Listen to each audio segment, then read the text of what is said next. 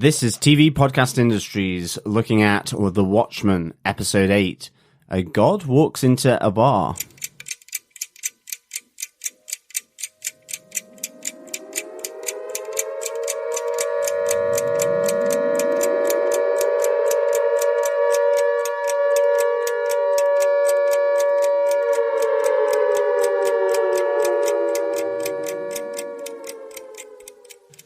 Welcome back, fellow watchers. This is TV Podcast Industries, and we are on episode 8 of The Watchmen, which is entitled A God Walks Into Abar. Not a bar, Abar. For weeks it's been written with a space between the A and the B in a bar at the end, but it makes a lot more sense because this episode is about a God walking into Angela Abar, right? Yeah, exactly. The collision of beings that leads to a chain of events, equal opposite reactions, as it were. Yes. But, fellow watchers, will you have dinner with me tomorrow night? That is the question that I will ask at the start, and you'll have to determine by the end whether you will come for dinner. A bit like Dr. Manhattan in Saigon with Angela. So, yes, fellow watchers, I hope you choose to take up the offer. But surely you know that whether they have or not already, right? Because everything's happening at the same time. Just a reference, we don't have Chris as our third host this week. We only have the two of us, Dr. Harrison here and myself. Actually, I can't keep calling you Dr. Harrison. Do you have a first name? Yes, it's John. You can call me John. It's John with an H. Nice. Yes. But in reference to the fact that we don't have Chris here, and Chris has been talking about in our feedback episodes and the main episodes that he doesn't like flashbacks in his episodes. This episode has 0 flashbacks in it. One entire episode of the series where everything just happens at the same time. Yeah, no flashbacks. This was quite good, actually. It was as though the Watchmen series was trolling Chris. Mm-hmm. He, I think, had said in the last episode that it was just about enough flashbacks from his side. Yeah. As we get a flashback, but then it is neatly mentioned by Dr. Manhattan that everything is occurring both now, in the future, and in the past. These, for him, the way he perceives time is that they're all happening at the same time. Yes. So technically, maybe it's not a flashback. And if you think about it, also technically, episode 6, where we had Angela Abar experiencing what happened to Will Reeves, her grandfather, that was also not a flashback. That was her experiencing what happened because of the nostalgia pills that she took. And then when she comes back to herself in episode 7, she's also experiencing her memories from the past as well. So again, not flashbacks. She's actually going through them as if being there. So I love it. I think the show is. I don't think Chris is going to buy that, though. I don't think so. No. But anyway, I am one of your other hosts, Derek, by the way. Not only John, I have no H's in my name at all. So there are just 2 of us here for this episode, and we will crack through episode 8, A God Walks Into Abar. But quickly, before we run ahead, it's very important, fellow watchers, did you stay through the end credits of this episode? Because we have our first ever post-credits scene of The Watchmen. If you didn't, it's a very important scene, I think. So pause here, go back and watch the end of the episode, because there is a good 4 or 5 minutes, I think, at the end, isn't there? Yeah, because there's a conversation that starts over the credits. It is Miss Crookshanks and Mr. Phillips, and with Adrian Veidt. And then as the credits end, you get transported to the man in the manor house, or as we now know it to be the moon of Europa, circling Jupiter. Yes, exactly. So run off, go see that, come back to us. We'll still be here when you get back, but do watch it, because it's going to seem weird when we start talking about the episode. There's going to be moments that we'll need to talk about the end as well, because they are quite important, I think. Yeah, very important. This is very much a timey-wimey, wibbly-wobbly kind of an episode, but it certainly gives us all the answers. I mean, I really do think this, both in terms of what's going on with Adrian Veidt, because that was getting a little surreal with piggies trotting through the court and so on, and with the cake and the horseshoe. What do these mean? Well, we certainly get to find these out. We also get a lot of other bits and bobs as well in this episode, leading us right into the final episode where I think we're going to just see events unfold within Tulsa. Yeah, exactly. We only have 2 episodes left, but do make sure that you subscribe to our podcast over on tvpodcastindustries.com, because we've got loads more happening over the course. Hopefully before season 2 of The Watchmen starts, we have loads more other programs to talk about and loads more other TV shows. Season 2 of Watchmen, once again, it's still not confirmed. It's confirmed as a 1-season show, which will wrap up, and then maybe there might be another story for season 2, we think, if it's going to be confirmed. But what we did see this week is the ratings for the show are massive. They're about as big as HBO gets, really. Chris mentioned very early on that a lot of people watch HBO on their Go apps, rather than on their television a lot. It seems to be much more where people watch in the US as opposed to just flicking on their TV to the channel HBO. Live ratings for the show are around 1.5 million, somewhere around that for the first episode, and went down to about 770,000 for the next episode, which is quite high for live ratings on HBO. What they've actually revealed is that's only 10% roughly of the audience that watches the episode per week. They are averaging about 7.1 million viewers per episode for the show. So massive success. If it was dependent on ratings for the show to be renewed, this would have been renewed after episode 1, really. But HBO don't depend on ratings. They see themselves as kind of a premium channel where people go and watch premium types of entertainment. So sometimes they do 1 season of a massively successful show because it's massively successful, and they leave it at that, and they've told their story. Sometimes they have shows that run for 5 or 6 seasons because they want to keep telling more and more story. I don't know which way they'll lean with Watchmen at the moment, but it's great to know that there's a lot of people watching. I think it allows them the freedom to be to do a creative decision. Yeah. I think there is the scope to do it because it's been successful, and there is the scope to do it because they feel that there is additional story that must be told, can be told, is worth telling, and so can do it that way. Or they can go, this was great, it was very successful, but we're not going any further. It doesn't require any more explanation. Yeah, exactly. So, it's like sequels. It's now like this on the gravy train with Star Wars ones, and to be honest, most of them, I'm a massive Star Wars fan, but most of them I have no real affection for, apart from probably Rogue One, actually, of all the latest stuff. I find they just regurgitate what the first 3 did, in a different way with new stormtroopers or whatever. And I really do find that we're on that gravy train, and I think it's great if Watchmen decides we don't need that Watchmen gravy train, because otherwise it undermines effectively the IP or the basis of this piece of work. Well, in fairness, I think they're all very competent, everybody that's been involved in this show, and in fairness, they did also do something like 165 days of writing the show to put it together before it came to anything to do with the screen at all. So any kind of filming took place after the 165 days of writing. So if given the opportunity and they say, we're going to do Watchmen 3, so if this is Watchmen 2, the sequel to the graphic novel or the comic books from the 80s, and then in 2 or 3 years' time they decide we're going to do Watchmen 3 because we come up with a great story of what could happen in the future of these characters. Actually, awesome. Brilliant. Go do it. No problem at all, as long as it's awesome, because it needs to be to keep up with this. Anyway, we've kind of gone a little bit off track there. We normally talk about this stuff in our feedback episodes. If you want to share your thoughts on this episode or anything to do with the Watchmen series, make sure you email us to feedback@tvpodcastindustries.com. Our cutoff point for feedback is Wednesdays, lunchtime GMT. Just email us with your thoughts and we'll talk about them on our next episode. Let's get into our discussion about this episode though, John. Yes, Derek, what are some of the episode details?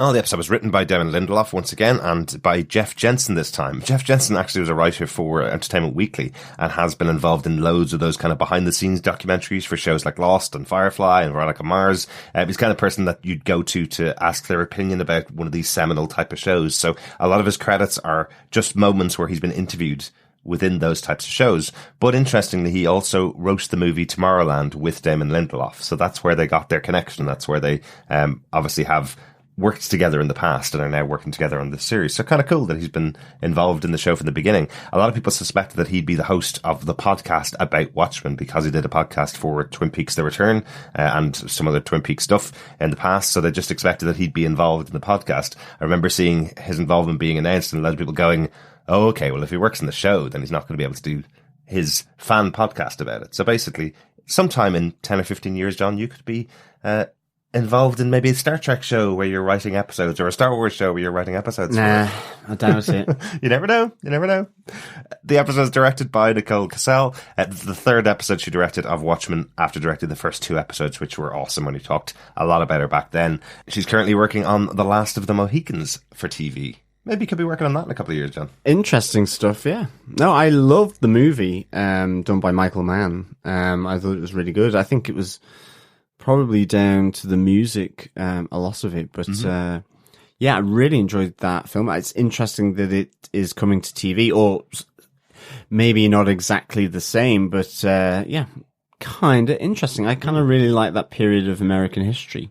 The French and the British in North America vying for supremacy, and at the same time, you still have on the East Coast this viable Native American population as well that is inserting itself into this what is pretty much a European struggle being played out on a different continent. Right. So I find that all kind of fairly interesting. So keep an eye out for that. I might just keep an eye out for it. Yeah. Either that would be horrific and okay.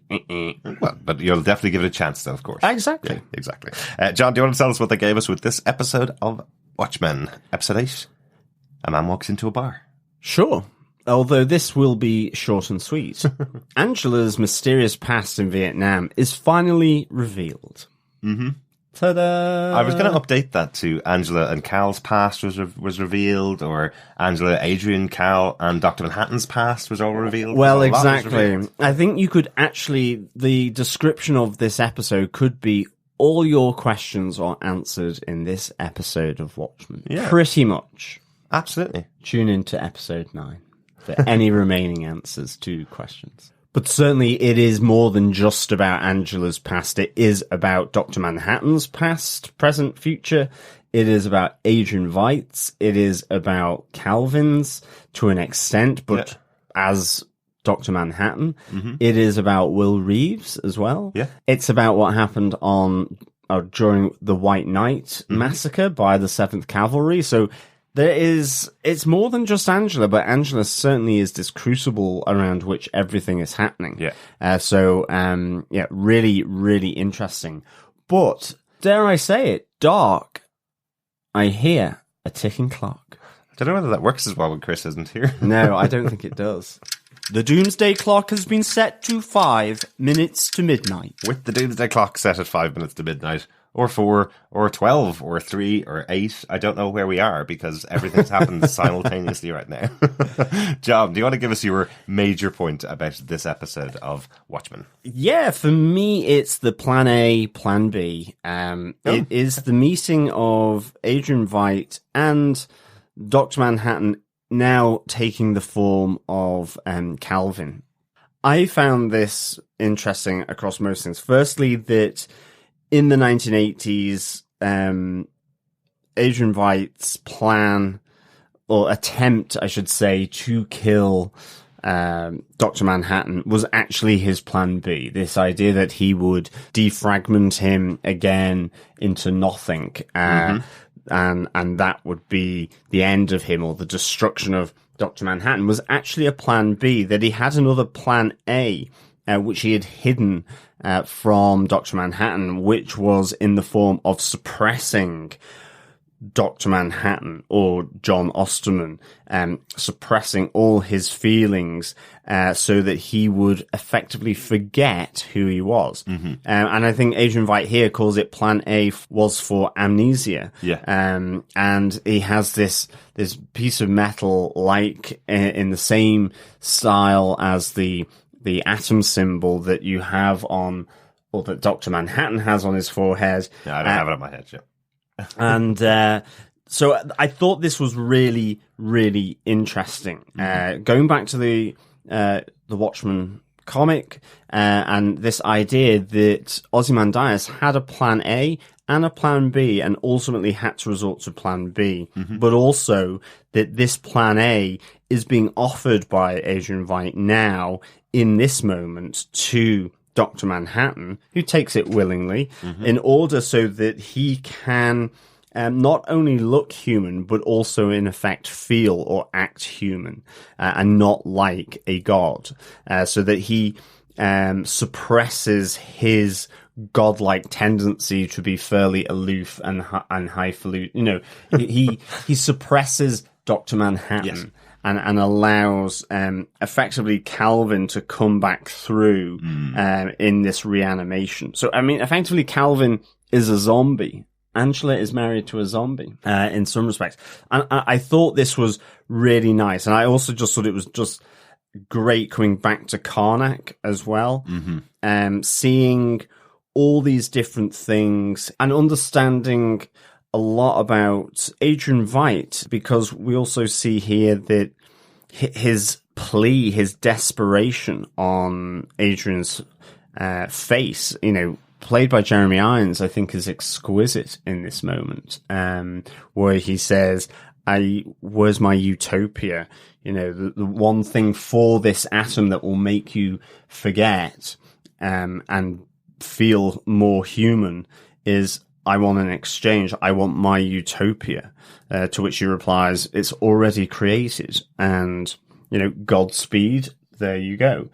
He transports him to Europa, to that verdant pasture and the manor house.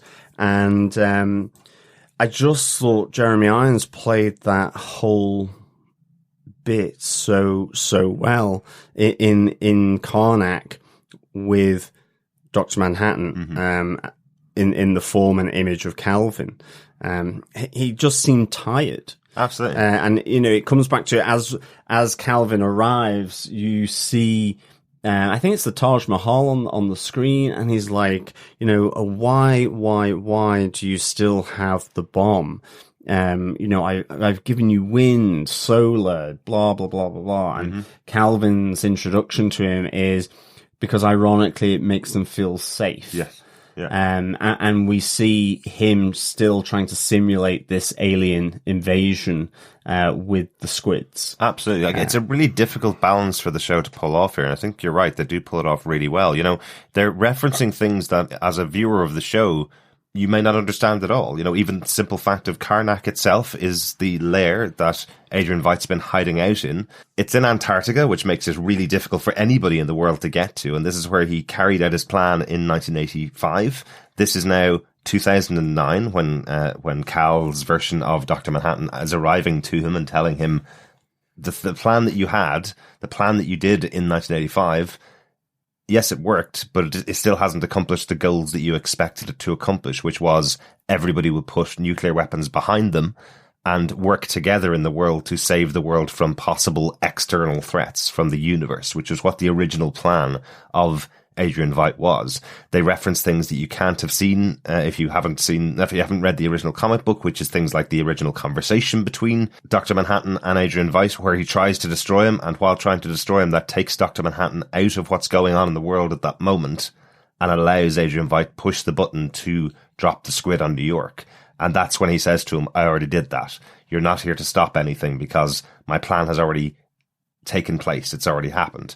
And what we see also from Adrian Veidt, one of the cool things, as you say, that moment where you see his face and he's looking at what used to be a big, massive panel of 20 or 30 screens focused on multiple things around the world, is now just one or two screens that are still working. Yeah. He's sitting there with his remote control in his hand, which he looks like he's been bashing for years. Yeah. Because it works about as well as Jane Crawford's remote control for that trapdoor last episode, where she pushed every button to get it to work. He's bashing on one button going, why? What's going on in the world? Why aren't they respecting? Why didn't my most perfect of plans play out the way I expected it to?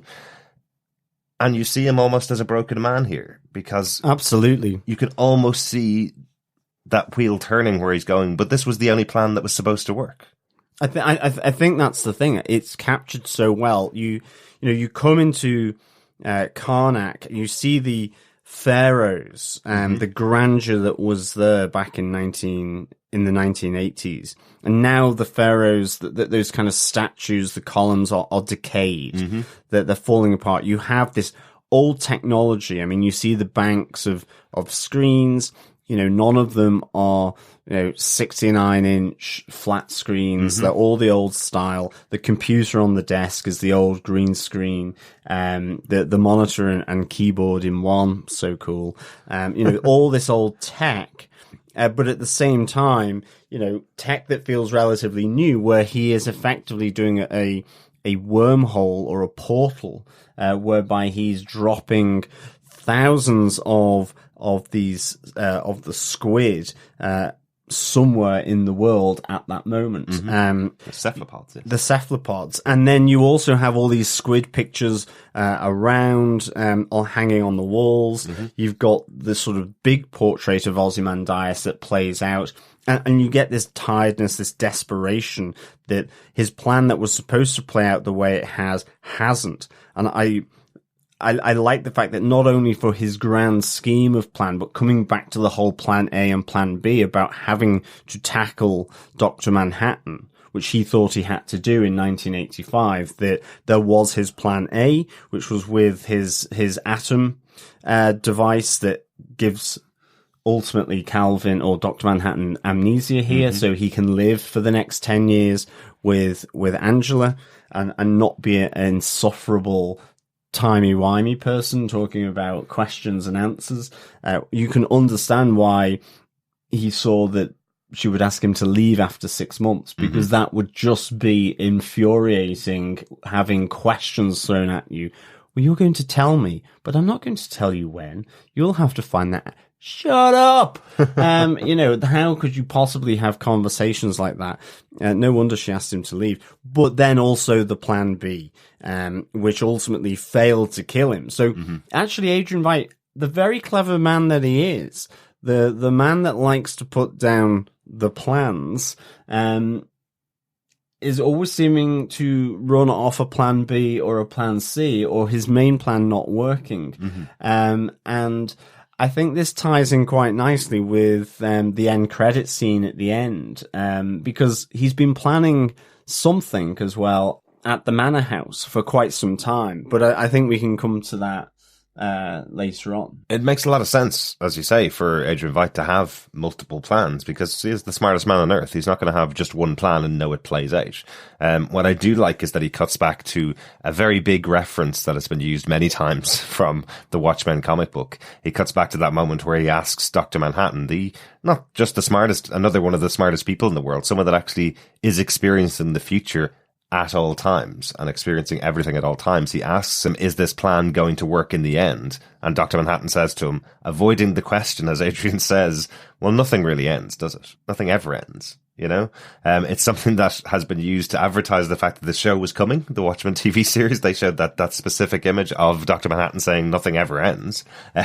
And they've incorporated it back into the show here, where truly he's saying to Adrian Veidt, I'm not going to tell you whether this is the answer to all of the world's problems, because it may be the answer for a few years. It may be the answer for no time at all, because nothing ever ends. There is no end in sight. There is no end to everything. So I love that kind of reference back between the two of them. But interesting that he had this plan A that we hadn't heard about in the past. He talks about using this tachyon device to block this little tiny corner of the world from Dr. Manhattan, so he would never know that this ring was inside here that could block his mind effectively. But what Dr. Manhattan does know, because he's experiencing right now, is that he goes to Adrian Veidt in Antarctica, in Karnak, to get something from him that will resolve the issue that he's having with Angela.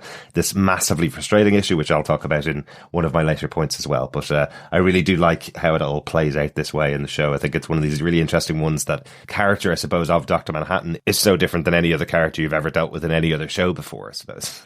Absolutely. I also do like the fact that as Adrian Veidt realizes that Dr. Manhattan is there, he's like, hi, John. And then he goes, only Dr. Manhattan would have the balls to show up here in his birthday suit. Absolutely. And what a magnificent birthday suit that was. The beautiful tux as well.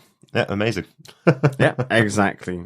Really he changed into that tux. He did. Exactly. He did. Really, really good. Looking really fun very scene. smart, indeed. It's a very good scene. Really enjoyed that. My major moment from the episode, obviously, this is a kind of an odd episode, as we talked about before we started recording, because it is effectively two people sitting in a bar having a conversation and kind of tying up all the loose ends. So quite difficult to pull out big points and small points when it's kind of one narrative spread over many time zones all happening at the same time, if that makes sense. So the one I really wanted to talk about was the creation of Europa. It's something that is released from Dr. Manhattan quite early on when he's having the conversation saying, I'm not actually up on Mars at all. That's kind of like a computer glitch being shown to the world of me sitting there. Actually, I'm over on Europa. He's creating the world from scratch.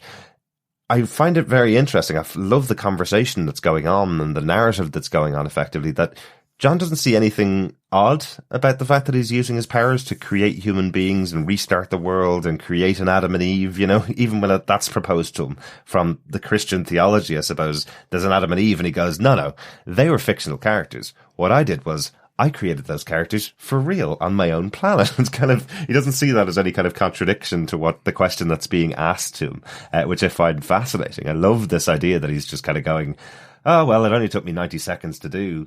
And, and Angela's saying to him, oh, of course, take it from a man to only spend less than 2 minutes creating life, Well, that's it, because she says, and so do you rest on the seventh day? And it's like, no, it only takes 90 seconds. Yeah. To just roll out my hand, roll out an entire planet full of creatures, and then reveals that the manor house that's there is something from his childhood that he's basically picked up from England and transferred across the solar system to this moon of Jupiter because it has a connection to him, a special connection to him, as do Miss Crookshanks and Mr. Phillips. They're people that took care of him as a child and revealed, I suppose, the Bible and the story of creation to him.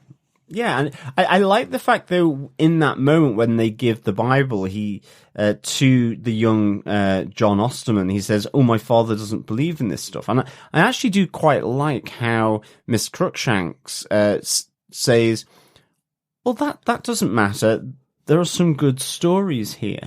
The first one being about Genesis and creation. And then she goes, just promise us that you will do a wonderful creation at some point in your life, whether because he caught them making love to have another baby because of the death of their first child, or whether it's him as a scientist. Again, the original Watchmen comic issues, the creation is about this idea of putting together the intricacies of a mechanical clock with all the wheels and the different cogs in order to get this precision engineering in order to capture time accurately. Yeah. So I find this really nice, this bringing together of religion and science here in this moment because of the different interpretations that people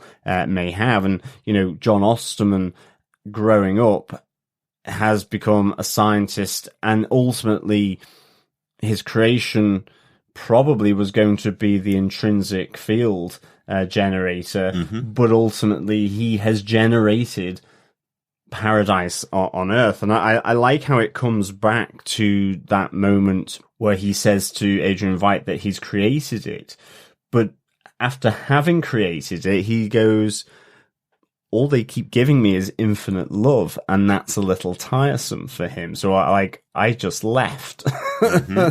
And later on in the episode, Veidt says to Phillips and Crookshanks, just because you're upset that your blue father went off to get a pack of cigarettes and never came back. So you have all these lovely little links in this whole episode that all make a lovely story. I totally agree with you. And there's those wonderful moments as well that really tie in. We have John Osterman going, I'm going to create a perfect planet, create a perfect world, exactly as you say.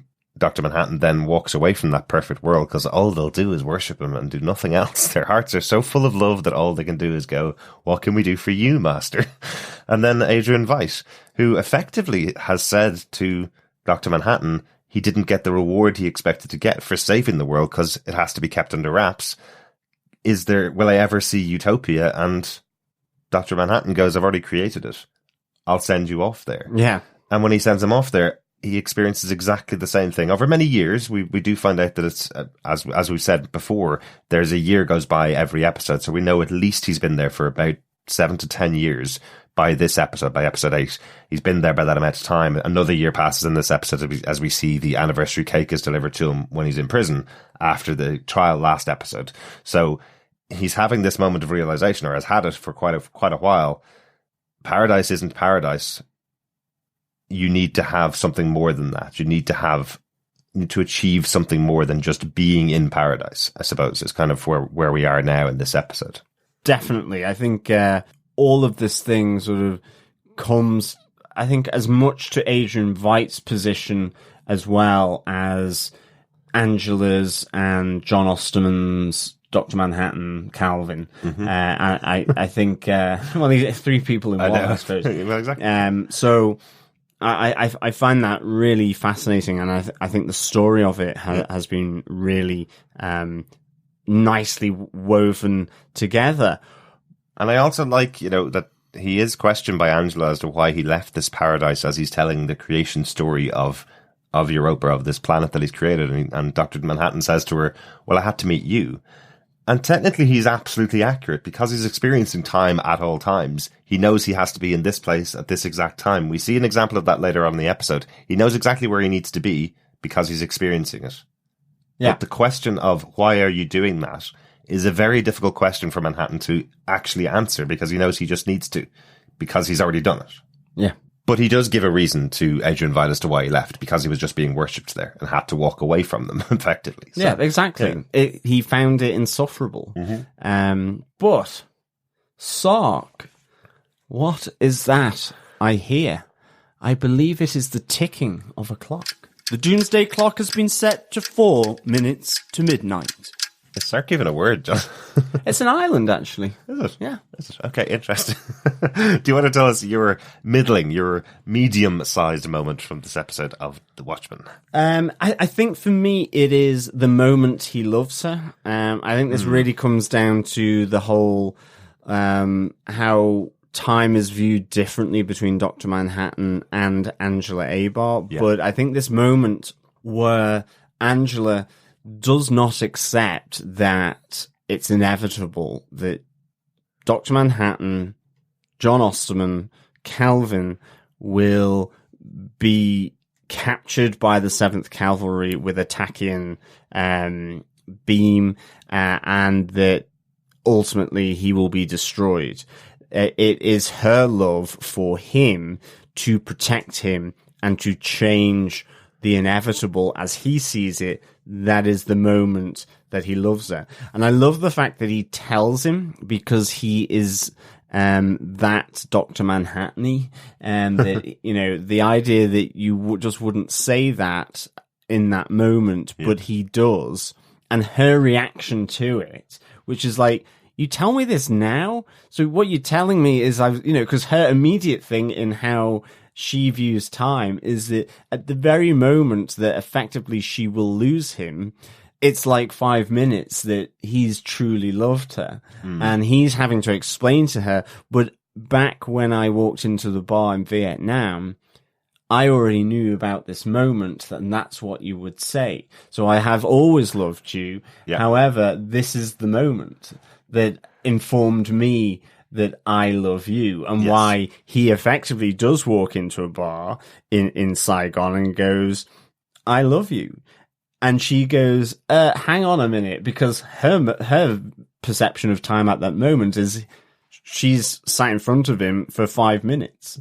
So it's those two contrasting bits which are really, really interesting here, and I absolutely love them. And I think as well, what it kicks off is just showing badass Angela as well against the 7th Cavalry, and I suppose Dr. Manhattan contemplating whether he does go out to help her, or whether he just waiting until the right moment when he does help her in order to fulfill the inevitability that she is so adamant she's going to change in this moment. So it's just really fantastic for me. And this is the most difficult concept to get across. Even in the original comic book, it always was, this idea that everything's happening at the same moment for Dr. Manhattan, because effectively we're all used to dealing with things like, I suppose, Doctor Who would be a really good example to use here, where a time traveler pops into a time where something is happening and he makes a change, and that either fixes it or that changes the future. And what's happening here with Dr. Manhattan is he's experiencing everything at the same time. He knows exactly what's going to happen because it's happening right now. And he keeps saying it, and everybody repeats it back to him, and they go, yes, I get what you're saying. You experience time differently. Everything's happening right now. And even though he constantly says that to everybody, everybody's always surprised when he goes, no, I'm dead now, or no, they've caught me, because he knows what was going to happen. He isn't stopping something that is going to happen in the future. He isn't prepared 3 minutes in advance for something that's going to happen in the future. He's already been there, and he already knows it's going to happen. The example that I was talking about earlier on, he's in the kitchen making waffles for himself because he realizes that he's hungry, because he knows that moment has happened where he's been hungry and he's been cooking waffles in the kitchen, and he tells Angela about 7th Cavalry. But it's a really difficult concept to get across, and that's why every character in the show and in the comic book that hears Dr. Manhattan talk to them goes, yeah, I get what you're trying to say, but... Exactly.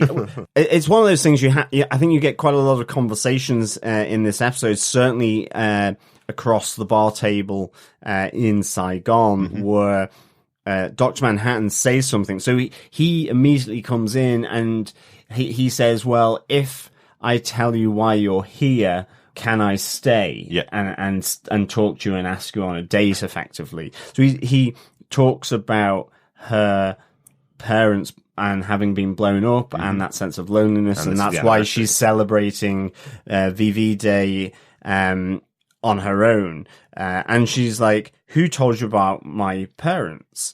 And then, the reply is, well, you did. And she's like, well, no, I didn't. He goes, well, yes, you did, in about 30 minutes time. And that's, you have one about, and in 6 months time, you're going to tell me to leave. 10 years time, we will be together, but it will be a tragic end. And it's all these different times. So, I mean, that one about her parents is that literally 30 minutes into the conversation, she does talk about it. And that's that immediate kind of time jump back to where he just said that. So you have a lot of these conversations working their way through. Yeah, and I love the way he introduces the concept to her specifically, because he's been in a relationship with her for 10 years and all at the same time. He says to her, as he describes his particular state of being, he says, this is a particular frustration to you. So in other words, I've dealt with loads of people who've heard what happens to me and they've all said their concepts of it. But you specifically, Angela Abar, we've had fights about me knowing what's happening and us barreling towards something that I know is happening. And at one point in 6 months' time, you even kick me out of the house because you're so frustrated. Exactly. She goes, how can that be possible? Because I know what's going to happen. You're telling me what happens. And then when they get to that point, she turns to him and says, do you need me to say it? And he goes... Effectively, he wants to say, and he holds himself back, but what he wants to say is, but you've already said it. Yeah.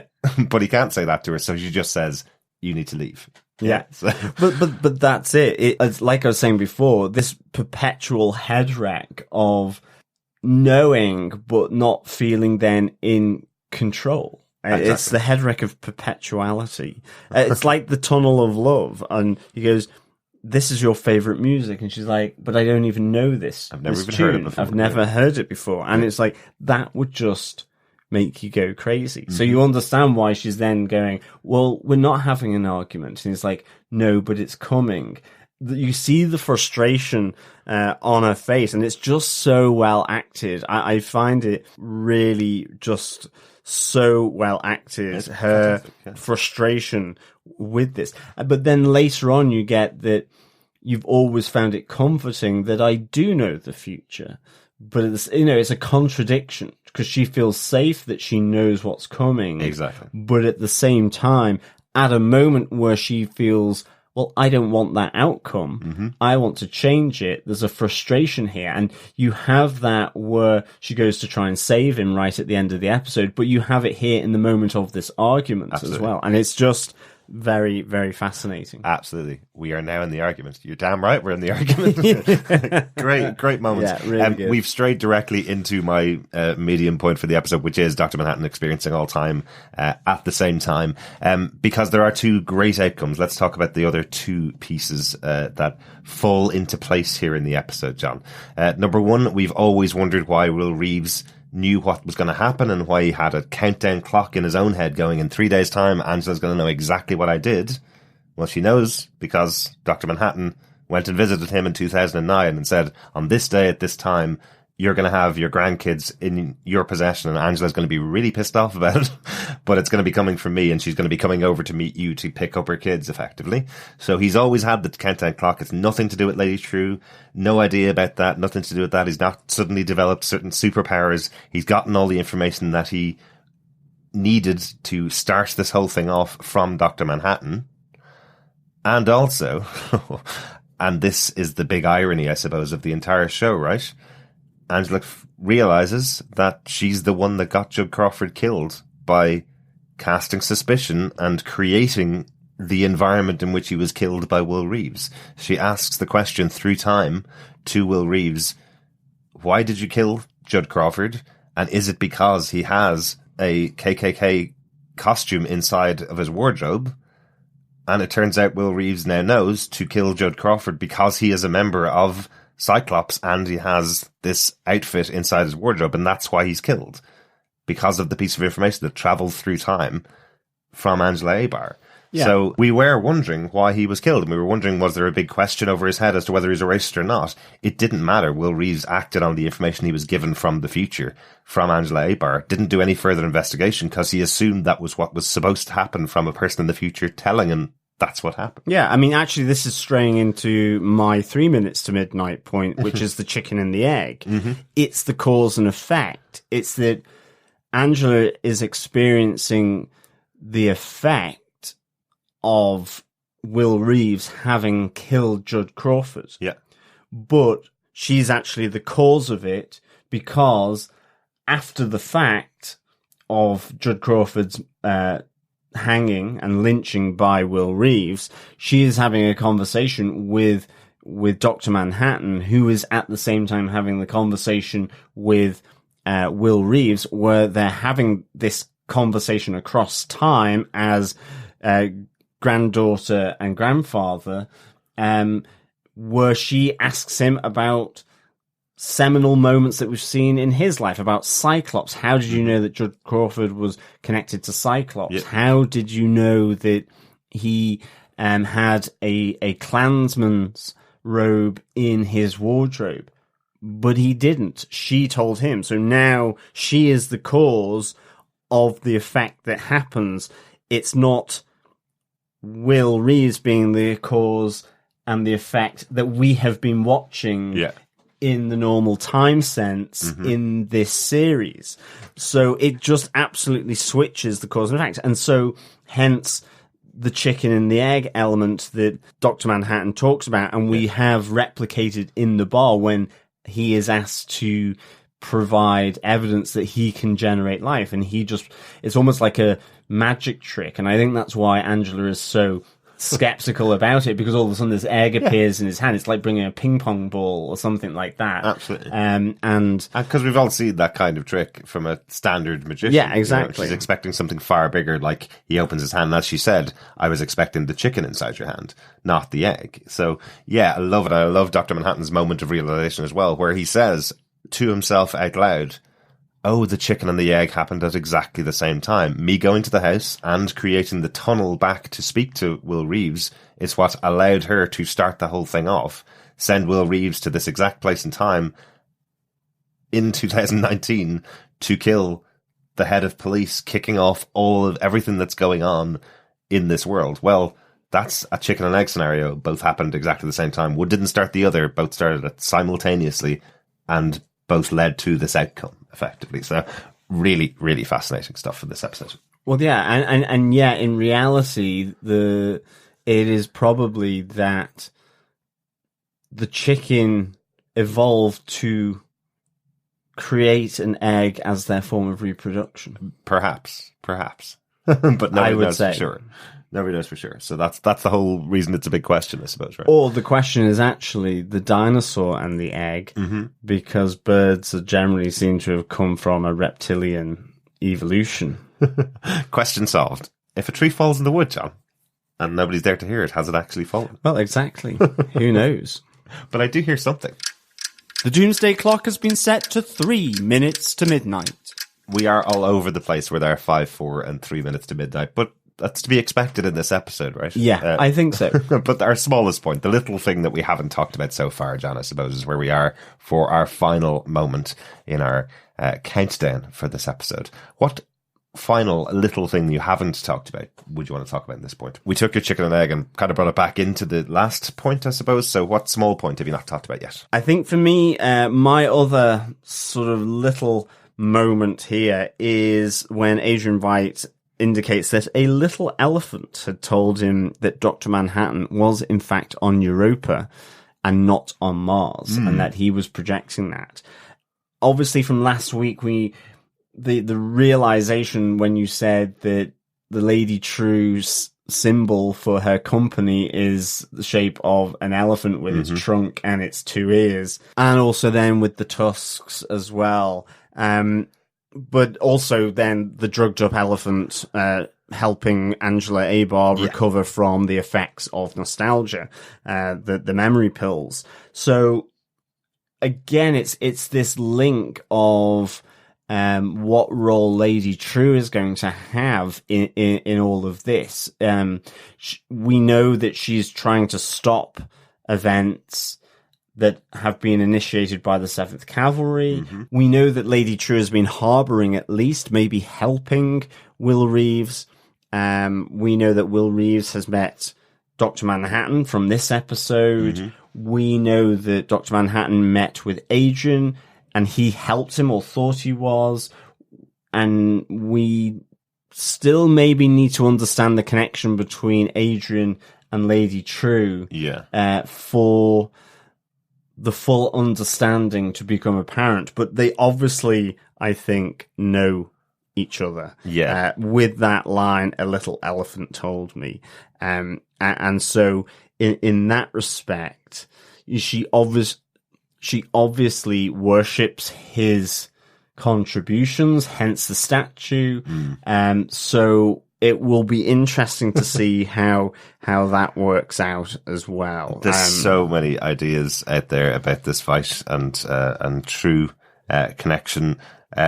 There's one out there, and I'll show it to you later, John. You have to write it down. There's one out there that effectively, if you hold up the word true into a mirror, it kind of looks a little bit like Veidt backwards.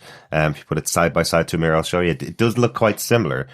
But I find it fascinating because Lady True was a real character from 300 BC. So very unlikely that they chose it based on putting Veidt up against a mirror and going, that's actually a name from mythology, I suppose, in Vietnam. So that's very unlikely. But I love that someone's come up with that connection. There's so many ideas that could have happened. What we know now is that Adrian Veidt was sent off of Earth in 2009, and we don't think he's come back. Potentially that explosion that happened in the land that Lady True bought a couple of episodes ago could have been the return of Adrian Veidt to Earth. That's entirely possible. Exactly. But have they had any connection for that whole time at all?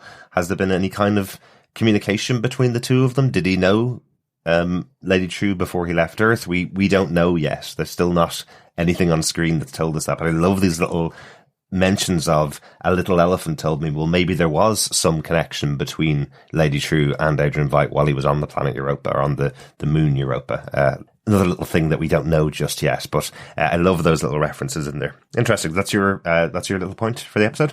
Yeah. Derek, what's yours? My final one that I want to talk about for this episode really is the body selection scene, because I think it's really interesting.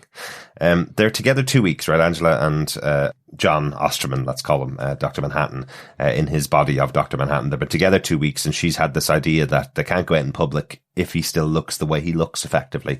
And she shows him a number of bodies of people that have died in varying circumstances, no damage to the bodies as such. They've all died and none of them have any families, so they're just going to be off to be cremated effectively.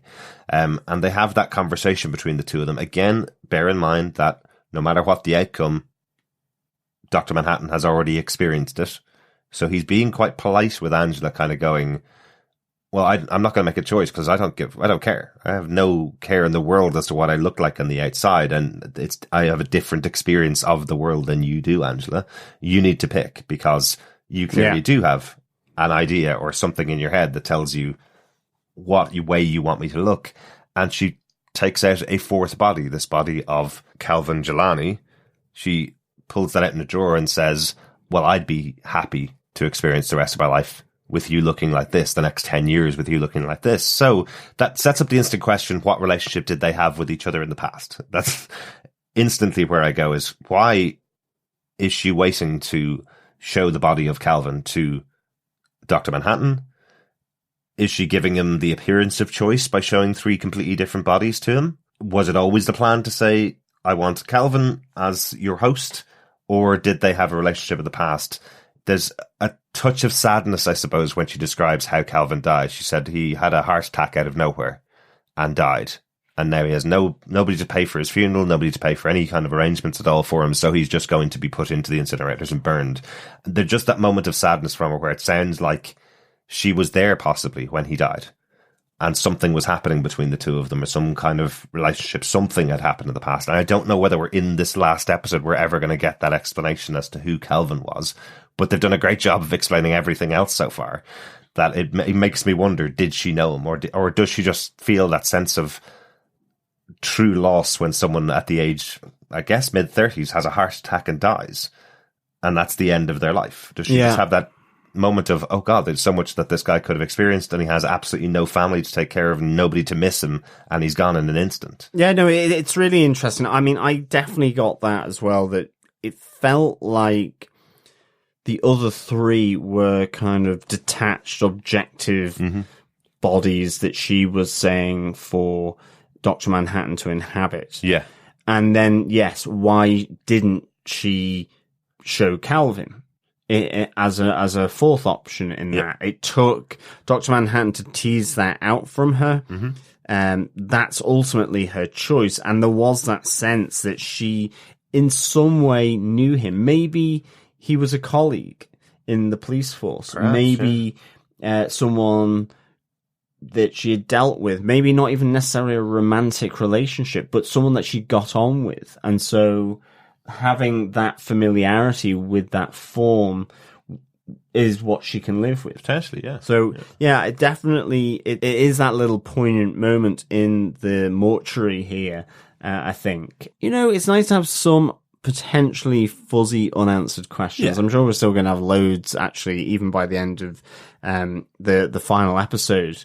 But I think this one, it doesn't as such need to be explained. But I think you can just think that there was something there between Calvin Jelani and her. Whether it's a friendship, a work thing, or a romantic thing, and that's why she ultimately chose him. Yeah, absolutely. Just thought definitely good to highlight. There's a couple of other things we need to highlight, but they're more in our 2 minutes to midnight moment, right? Yes. The doomsday clock is now at 2 minutes. I repeat, 2 minutes to midnight. So, points, Easter eggs, and comic connections, you notice. Just a couple of points I just want to bring up two directly after talking about the selection of Calvin, I suppose. Because Dr. Manhattan goes, I really like the name Calvin. Just to point out, the name Calvin means bald or hairless, which Dr. Manhattan is. So a nice little touch. Hidden right in front of our plain sight for the last 7 episodes, that Cal means bald or hairless, and he has been Dr. Manhattan this whole time. So nice little touch there. Also, really like the moment from Adrian Veidt where he goes to Dr. Manhattan. It's not the 80s anymore. This type of appropriation of another body doesn't go down very well now in the 90s, you know? Or in the 2000s, sorry. It doesn't go down very well anymore. That's a nice little moment from Adrian Veidt. A nice reference to the fact that everybody always does this crap in comic book movies where they go, that character's always been white. Well, actually, Dr. Manhattan has always been blue. In the entire time you've known Dr. Manhattan, since you're a kid, he's been blue. So he's now chosen to inhabit the body of Calvin for very obvious reasons in the show. That was the choice of the person who was going to spend 10 years with him as a person. So it makes total sense in the show. But a nice little touch there from Adrian Veidt. Yeah, I think one of the things I've got as one of my notes is I feel the music is very defined in terms of different situations here. And it actually links to another note that I have, which is that moment when you have the entry of Ozymandias' atom device into the head of Calvin and Dr. Manhattan there in Vietnam. And as it goes in, and then you have the exit of it with the blood dripping all over it as Angela's holding it after she's extracted it from his hammered forehead in Tulsa. And all the music in Vietnam seems to be relatively lively, upbeat. You know, you've got the Tunnel of Love, you've got the Blue Danube Waltz, and that's on Europa. You have the music seems lively. It seems much lighter. And then as soon as you have this whole sequence in Tulsa in their home with the 7th Cavalry, you've got that really oppressive tones of the Trent Reznor mix as soon as you're back in Tulsa. And it's really, really sort of great tonality to the different parts of this. You know, I think because you've got a lot of this conversation between Dr. Manhattan and Angela in a bar, so that kind of background, it's lively, there's people socializing, that's where the Tunnel of Love comes on. You have this whole thing of creation on the moon Europa, so you have, one of the great European composers with the waltz and the Blue Danube in Schubert being played, and they're all light and joyous and one of creativity. And there's also some underlying meanings. The tunnel is massively important within the episode. We also have the song that's playing when he's getting the device input into his brain. The song that's playing is It's All a Matter of Time, just as that's happening, as John Osterman's saying goodbye for 10 years to his wife, effectively, to his partner. He's disappearing into the past, and it's a matter of time he will be out of the tunnel to see her on the other end. Well, and he talks about that tunnel where he can't see what's going to happen. Which is really interesting. Absolutely. Other really interesting ones that are in there. What is going on with walking on water? Obviously, from a Christianity point of view, there is that story from the Bible of Jesus walking on water. That's a way that he almost proved to people that he was divine, I suppose. Dr. Manhattan mentions it almost off the cuff that he's walking across the water on Europa, and Angela stops his story and kind of goes, hang on a second, do you walk on water? He goes, yeah, I do that occasionally. She mentions again, could you give powers to someone? He says, I could put it into something that they could eat, and that would give them power. And she says, could you put your power into an egg, and that would allow me to walk on water? And then towards the end of the episode, we see him walking on their swimming pool, so walking across the water of the swimming pool. And Angela goes out to confront him because he's just made the kids vanish off to Will Reeves' house.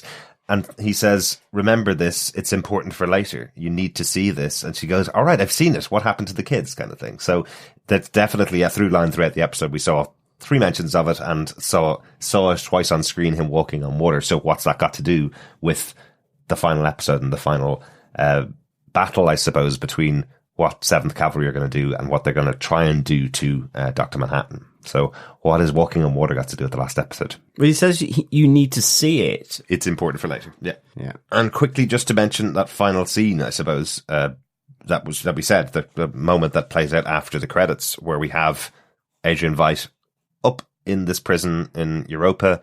We see kind of the playing out of what's going on. He's reading Fog Dancing, this book about loneliness, this very famous book in this universe, I suppose.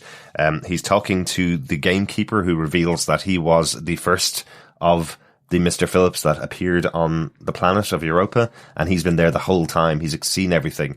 And effectively what we see from the gamekeeper is that he's evolved, right? everybody else on the planet is still talking to Adrian Veidt as their master. They're still even calling him master. They're saying to him, will you stay master? He's saying no, and then they're throwing tomatoes in his face. Whereas gameskeeper Mr. Phillips is telling him to enjoy his effing cake. You know, he's actually angry at him that his master would walk away once again, would try and leave once again. It feels like while Dr. Manhattan left them all behind because they over-worshipped Dr. Manhattan while they were left behind, it seems like the gameskeeper became leader of this planet, effectively. Definitely. I think, again, for the notes, it is this post-credit scene. And I think what's really interesting that comes from it is that this utopia, this idea of people's utopia and paradise being heaven, at least within a Christo-religious sense, that you have Veidt saying here, heaven doesn't need me. And probably the opposite being true is that he doesn't want heaven after the insufferability of just pure worship. He goes, but my 8 billion children do in their cribs back on Earth need their father, their master. And I think that's really interesting, along with the fact that finally with Veidt in prison for the crimes that he did, for the fact that he does want to leave, they're keeping him confined, but he gets the cake and the horseshoe at the right moment in time in order to enact his plan. So all these moments where he's giving out to Miss Cruikshanks and Mr. Phillips because he has another cake at another moment with the horseshoe embedded in it. I don't need it now, he says. You know, we have that moment where he doesn't require it. And here, it's the right moment at the right time. So it's like they have an embedded idea in their head that they must deliver him a cake and it must have a horseshoe with it at some point, but they don't know when. So that feels like a Dr. Manhattan thing, that he embedded something in them but didn't give them the timing right because he operates outside of time in a way. Yeah. Well, they're doing it all the time because it operates across all types of time. Exactly. So is it the past that he needs it, the future, or the present? Yeah. Just a really interesting concept. And once again, can I make a reference to Lost here that you might not like, John? Once again, this idea that from the first episode, we've been saying the first time we saw Adrian Veidt, he's been imprisoned somewhere for the crimes that he committed. Yeah. And then in this episode, he has actually been imprisoned for the crime that matters on the planet of Europa. He's been imprisoned for trying to escape Europa. And what we find in this episode, his conversation with Dr. Manhattan is, yes, please send me to paradise. So he's not been in prison this whole time. He's been in paradise this whole time and has only just gone into prison. The reference to Lost there being everybody thinks Lost was they arrived in purgatory in the first episode of episode 1 of season 1 and they ended in purgatory, when in fact they ended in purgatory after their lives had been completed. So I think it's a nice little veiled reference to what the actual meaning of Lost was, but that could be me. I read loads into Lost as it went on. One other reference that I would like to bring in here as well, we talked about a little bit this relationship of Angela experiencing time normally with her partner who's experiencing time opposite to her almost, and completely differently at least. Definitely gave me vibes of Doctor Who and River Song, this idea of them meeting at different times in the relationship and kind of one experiencing it less and less over time, that knowledge of each other as they meet and spend time together. If you remember from Doctor Who, the first meeting of the two of them is River Song knows everything about him, and the last meeting of the two, Doctor Who and River Song, Doctor Who knows everything about River Song and she knows nothing about him. So I think that's a similar kind of idea of love over time in different directions, I suppose. So just give me nice little vibes of that, because I always love that storyline. As I said at the start, I think this is the most timey-wimey, wibbly-wobbly. It is very Doctor Who-y. However, I do think it's done probably, certainly for a single episode, very well. Of course, absolutely, yeah. No, I just wanted to make the reference because it's a story I really enjoy. That's it, probably. Let's close it out. The two of us probably talked a lot about this episode and probably could talk another hour more as well. Definitely. But John, what did you think of this episode of Watchmen? Episode 8, A God Walks Into Abar. I thought this was great. Again, it's just fascinating. I just want to watch the next episode. Mm-hmm. This is really good TV. It's phenomenal TV, actually. And that's why I give it 5 birthday suits out of 5. Absolutely.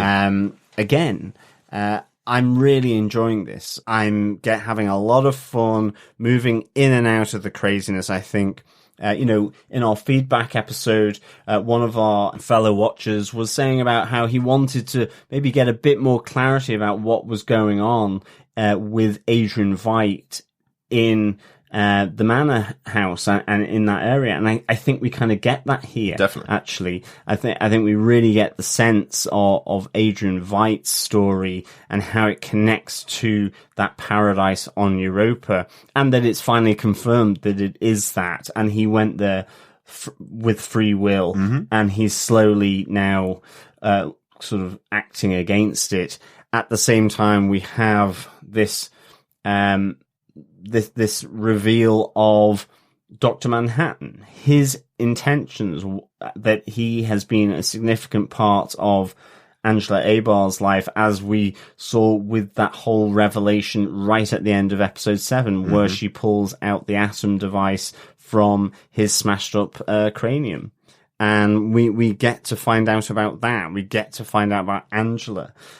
So this really has been great TV. Yeah. And I feel it's now, we will be in Tulsa seeing everything that plays out with True, 7th Cavalry, Senator Keene, probably with Agent Blake and Looking Glass, all there.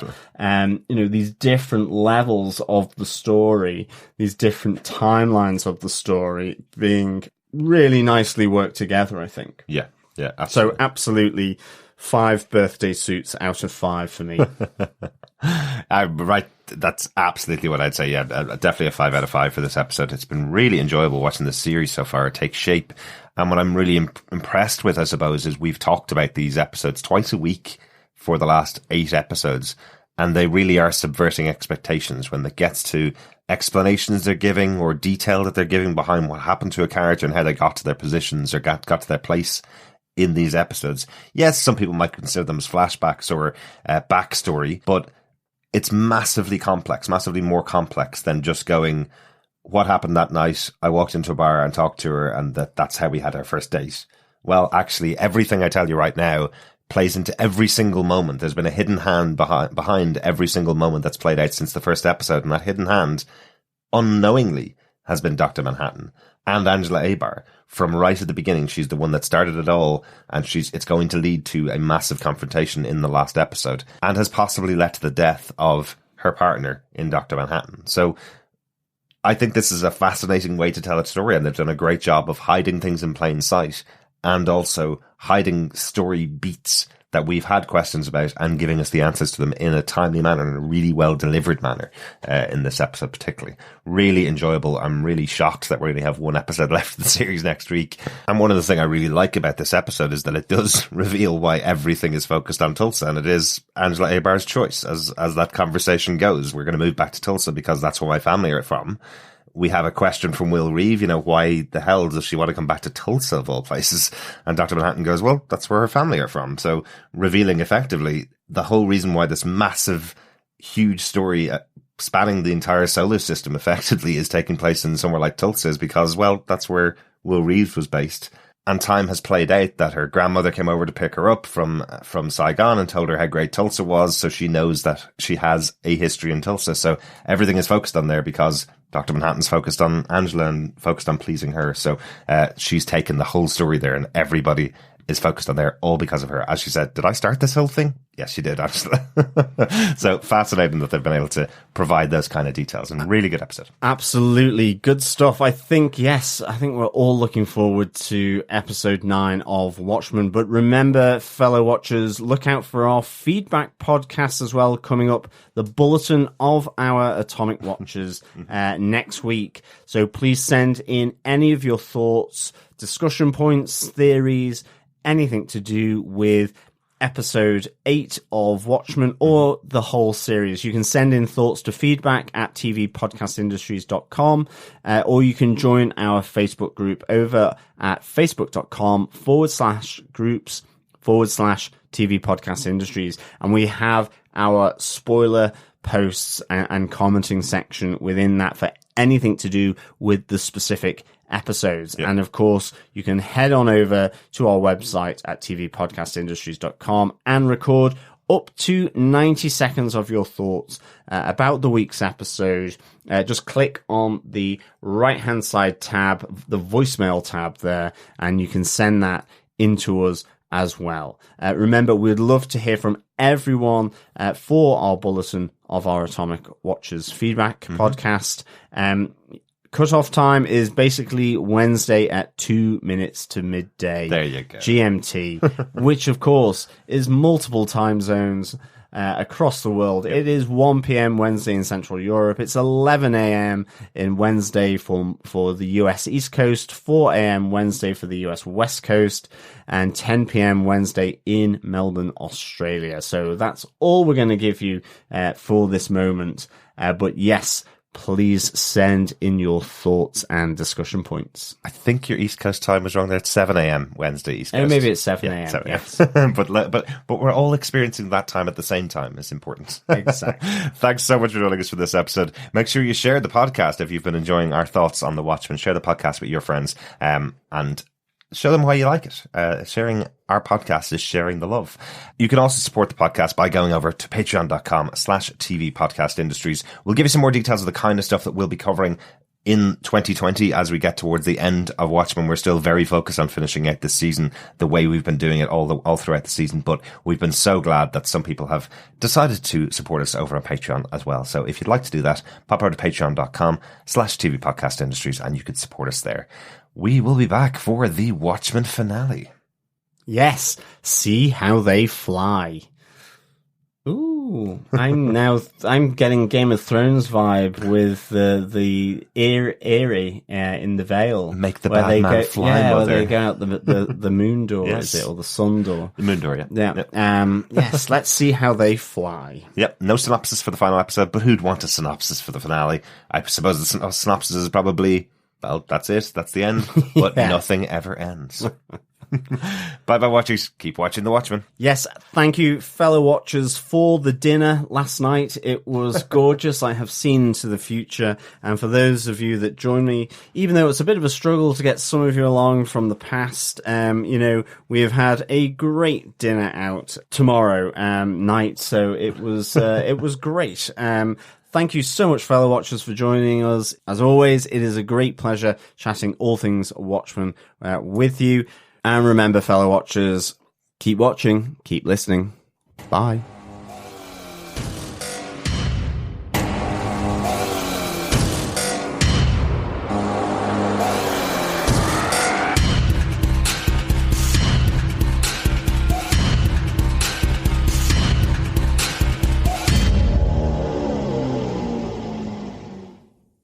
This was a Televisual Podcast Industries production. You have been listening to the Watchmen podcast.